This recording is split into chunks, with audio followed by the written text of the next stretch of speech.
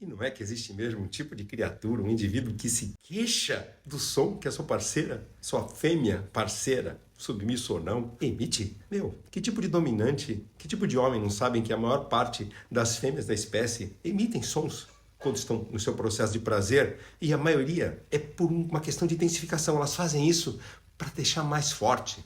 E existem aí limites psicológicos dela que dá uma certa vergonha para algumas. E você ainda vai lá e bate nesse limite psicológico?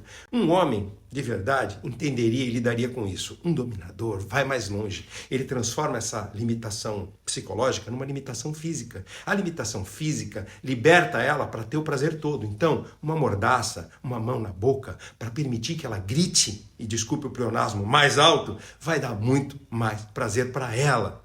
Por favor.